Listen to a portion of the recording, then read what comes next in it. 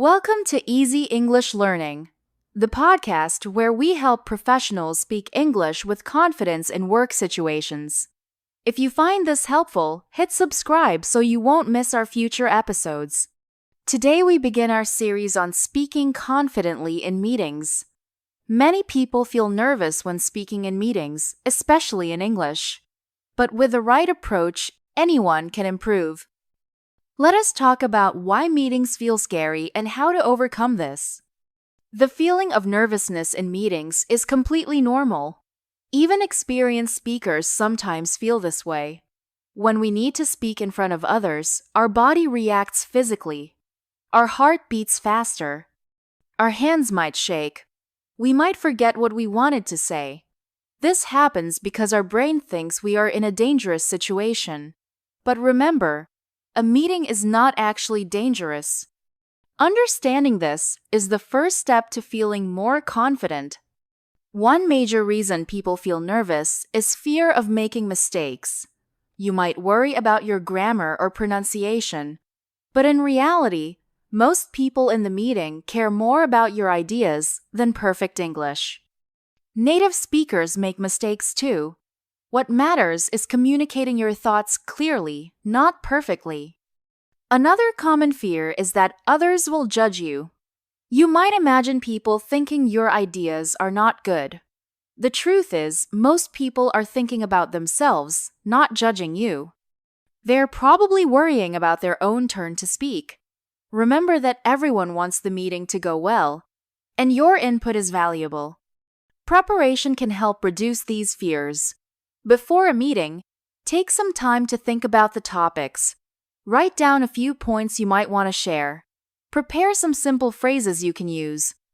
For example, I agree with that because, or another way to look at this is, practicing these phrases aloud before the meeting will make you feel more ready. During the meeting, give yourself time to think. When someone asks for your opinion, it is okay to pause. You can say something like, "That is an interesting question," to give yourself a moment. Then take a breath and share your prepared thoughts. Starting with small contributions will build your confidence over time. A helpful technique is to focus on one small goal each meeting. Maybe today you will ask one question. Next time, you might add one comment. These small steps will help you improve without feeling overwhelmed. Confidence grows gradually with practice. The most important thing is to keep trying. Every time you speak up, it gets a little easier. Do not worry if some meetings go better than others. What matters is that you are making progress. Your colleagues will appreciate your efforts to contribute. Speaking confidently in meetings is a skill you can develop. It starts with understanding why we feel nervous, then taking practical steps to improve. With preparation and practice, you will find it becomes more natural. Be patient with yourself and celebrate small successes along the way. Part 2 must know phrases for speaking confidently in meetings. Now that we understand why meetings feel scary, let's focus on the practical tools you need, the phrases that will help you speak confidently in any professional meeting. These are the exact expressions successful speakers use every day to sound polished and professional. First, let's look at phrases for agreeing with others. Instead of just saying "I agree," try these more natural alternatives. That is an excellent point because I completely support this idea, especially when we consider you have captured exactly what I was thinking about. These phrases do more than show agreement. They demonstrate active listening and add value to the discussion. Next, we have polite ways to disagree. Remember, disagreements are normal in business, but how you express them matters. Try these diplomatic phrases. I see things a bit differently because. Another angle we might consider is, could we explore some alternative options for? Notice how these focus on the idea, not the person. This keeps the conversation constructive. Asking for clarification is another essential skill. Never hesitate to ask for clearer explanations. Native speakers do this constantly. Here are the most natural ways. Could you elaborate on that point? When you mention that term, what exactly do you mean? I want to make sure I follow. Are you saying that using these shows you are engaged and prevents misunderstandings? Transitioning between ideas smoothly will make you sound more fluent. Try these natural connectors. Building on what was just said, this ties back to our earlier discussion about taking a step back. The key issue here seems to be these phrases create logical bridges in conversation, just like native speakers use. When presenting your own ideas, strong opening phrases establish credibility. Try these professional starters. Based on my experience with similar projects, the data suggests we should consider. I would recommend we approach this by. These help frame your contributions as thoughtful and valuable. Interruptions happen in every meeting. Handle them gracefully with these responses. Just to finish my earlier thought, I was actually addressing that point when, let me wrap up this idea, then I would love your input. This maintains your speaking turn while showing respect for others. For virtual meetings, these phrases help overcome technical challenges. I think I missed that. Could you repeat? Just to confirm, are you suggesting? The audio cut out. Could you restate that last part? Remember, even native speakers need to use these regularly. Here is how to practice these phrases effectively. Choose 3 to 5 that feel most useful to you. Write them down and keep them visible during meetings. Rehearse them aloud before meetings so they come naturally. Start small by using just 1 or 2 per meeting at first. Confidence grows when you have the right words ready. These phrases are your toolkit. The more you use them, the more natural they will become. With regular practice, you will find yourself participating in meetings with much greater ease and clarity. Part 3. Structuring your thoughts clearly. Speaking confidently in meetings requires more than just good vocabulary. You need to be able to organize your thoughts quickly and present them in a way that makes sense to others. Many people struggle with this, especially when speaking in English. This section will give you practical tools to structure your ideas clearly and effectively. When you are in a meeting and someone asks for your opinion, your mind might go blank at first. This is completely normal. The key is having a simple method to organize your thoughts quickly. One of the most effective methods is called the PREP method. PREP stands for point, reason, example, point. Here is how it works. First, you state your main point clearly. Be direct and concise. For example, you might say, I believe we should postpone the product launch. This gives everyone a clear understanding of your position right away. Next, you explain your reason. Why do you think this way? You could say, the current timeline does not give us enough time for proper testing. This shows you have thought about the issue carefully. Then, you give an example to support your point. You might add, last quarter we launched a similar product without enough testing and had to deal with many customer complaints afterwards. Examples make your argument stronger and more convincing. Finally, you restate your point to bring everything together. You could say, that is why I strongly recommend we delay the launch by 2 weeks. This reminds everyone of your main message. The PREP method works because it gives your thoughts a clear structure that is easy for others to follow. It also helps you stay focused when speaking. Practice this method with simple topics first, then use it in your meetings.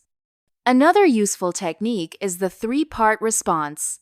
This works well when someone asks you a direct question in a meeting. The 3 parts are acknowledge, answer, and action. First, acknowledge what the other person said. You could say, that is an interesting question, or I appreciate you bringing that up. This shows you are listening carefully. Then, give your answer. Present your thoughts clearly and concisely. For example, From my experience, we should focus on improving our customer service first. Finally, suggest the next steps or actions. You might say, perhaps we could review the customer feedback together next week. This keeps the conversation moving forward. Using signpost words helps guide your listeners through your ideas. These are words that show the structure of what you are saying. Some useful signpost phrases include, let me explain this in 3 parts. The most important point is, to give you an example. In conclusion, these phrases act like road signs for your listeners. They help people follow your thoughts more easily. For more complex topics, try the problem-solution benefit method. First, clearly state the problem. Then, propose your solution. Finally, explain the benefits of your solution. For example, the problem is our website loads too slowly on mobile devices. My solution is to optimize the images and reduce unnecessary code. The benefit will be happier customers and higher sales. This structure works well because it shows you understand the issue and have thought about how to fix it. When you need time to think during a meeting, use buying time phrases. These give you a few extra seconds to organize your thoughts.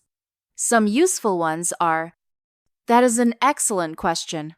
Let me think about that for a moment. Before I answer, I would like to hear what others think. I want to make sure I understand completely. Are you asking about? These phrases help you avoid saying or ah while you think. They make you sound more professional.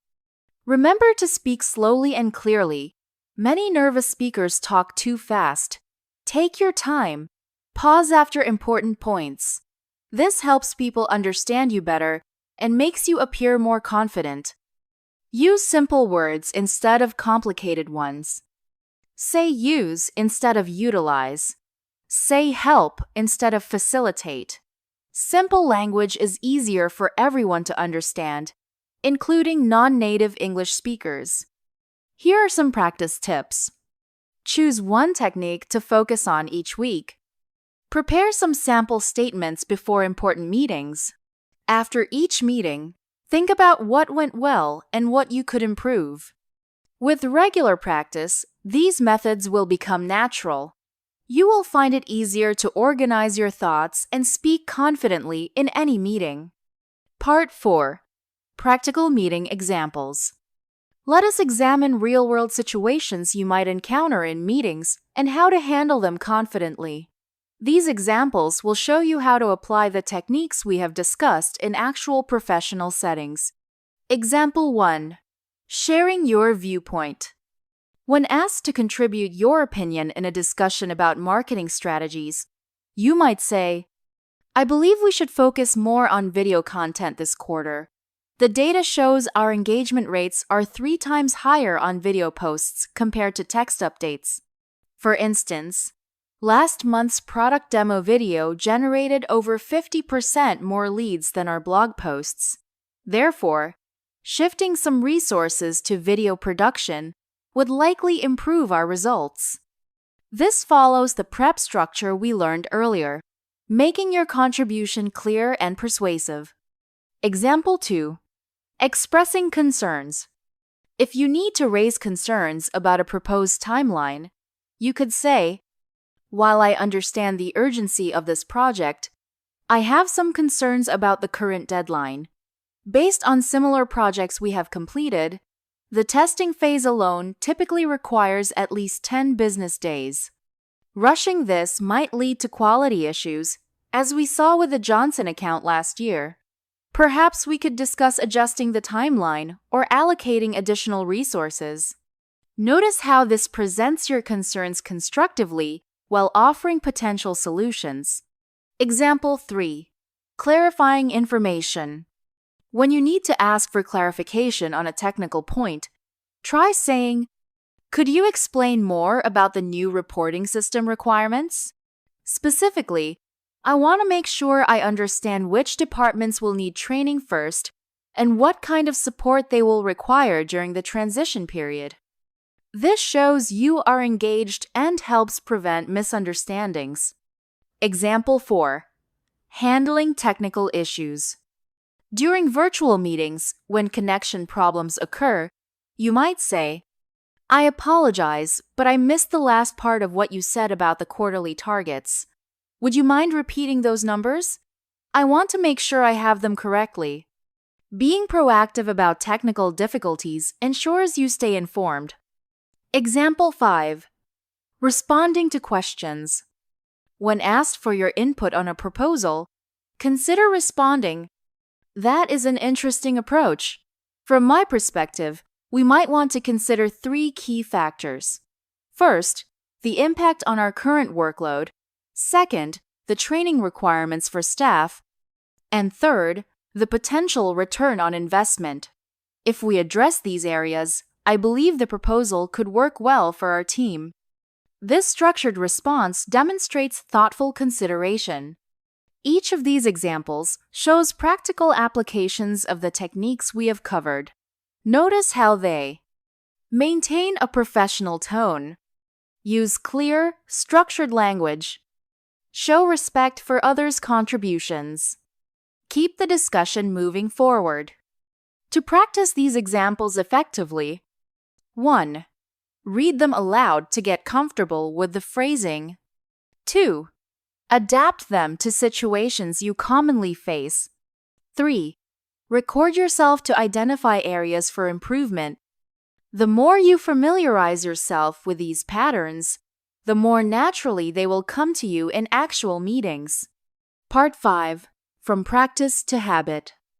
Building consistent English practice into your daily life is simpler than you think. The secret lies in making tiny improvements that gradually become automatic habits. Let me show you how to transform occasional practice into daily routines that stick. Many people struggle with consistency in language learning, not because they lack motivation, but because they try to do too much at once. The key is starting so small that it feels effortless. Research shows habits form faster when we begin with actions that take less than 5 minutes. Here is the 2-rule system for creating lasting habits. First rule: practice for just 5 minutes daily. This seems surprisingly short, but consistency matters more than duration. Second rule: attach your practice to an existing routine. This could be while brushing your teeth, waiting for coffee, or during your commute. Try these 3 simple solo activities that require no special preparation. Think in English about your immediate surroundings. Name objects you see or describe your actions silently. Read aloud any English text you encounter, signs, menus, or messages on your phone. Review 1 or 2 useful phrases from recent meetings or lessons. When you miss a day, simply resume the next day without self-criticism. Perfection isn't required. What matters is returning to the habit. Use a small notebook to check off each successful practice day. This visual record reinforces your progress. Here is what a relaxed practice week might look like.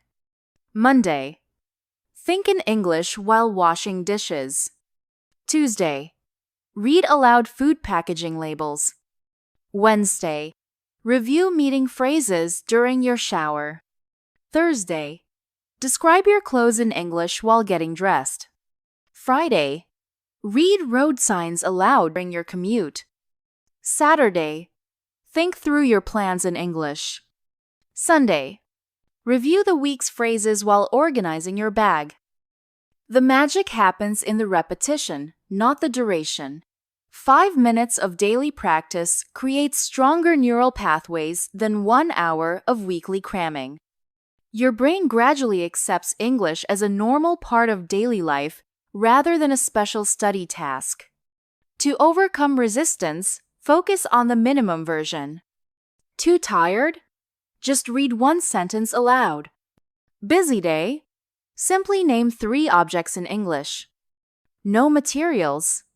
Think through what you ate today in English. This approach removes all excuses because the requirements are intentionally small. What seems insignificant daily accumulates into remarkable progress over months. Track your streak, but don't break it.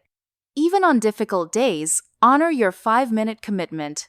The habit itself becomes more valuable than any single practice session. Soon, you'll notice automatic improvements.